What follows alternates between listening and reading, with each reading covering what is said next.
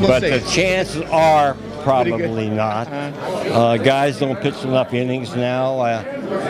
6 innings, 7 innings, you're probably out of that game. I won a lot of games in the 8th, 9th inning, finished a lot of the games, guys don't start as many games as they do when we played. They don't finish as many games as we do.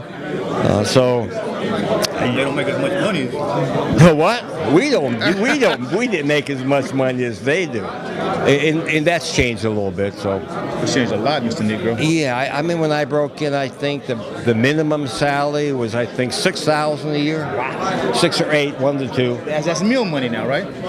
a week. I don't know what it is, 400, 500,000 minimum now, 475 minimum. Yeah, I mean when I broke in, my first contract in the minor leagues was for $275 a month. I played 3 months. That's how I made the first year in D League, the Milwaukee Braves. I remember our meal money was $2 a day. So, but a lot of guys went through that. Even before I played, I can't imagine what they be getting $1 a day for meal money. Negro, how important is for to have a good backup, a shortstop, second baseman when you're a knuckleball pitcher? For me, there's a catcher. For me, because there are a lot of guys that don't like to call that knuckleball with a man on third base. Bases loaded, the winning run down there. They're afraid maybe I'll throw a wild pitch, maybe the ball will get by him, and they're reluctant to throw it. But I have to throw it. That's the only way I'm going to win. So, what made you a knuckleball pitcher? Was it somebody that you idolized? no. I started throwing in the backyard. I played high school ball with it, American Legion ball, went to tryout camp, made it.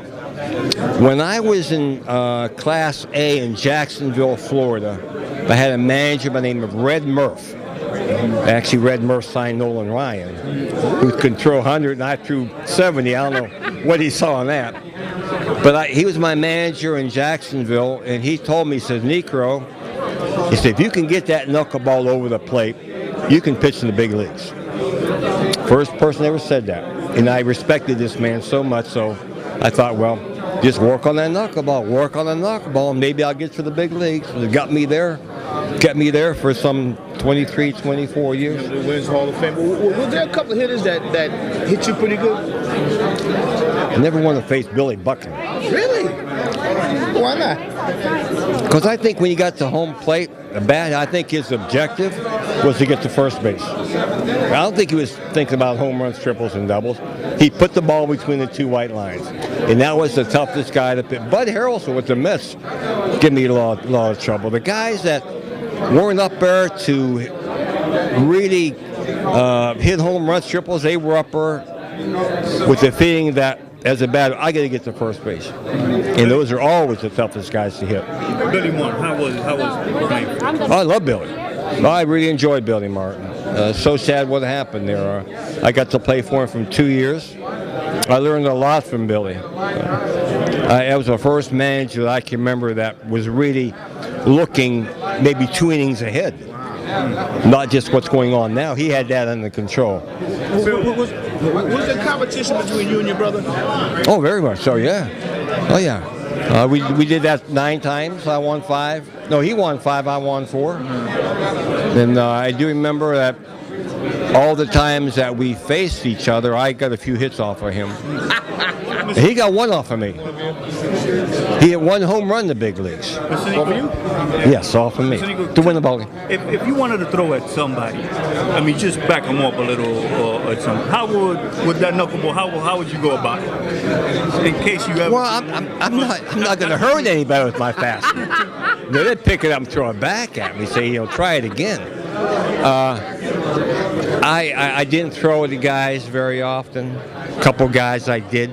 So Billy never told you, listen, I want you to shave this guy for me? Never. I never had a manager told me to go up there and hit a guy.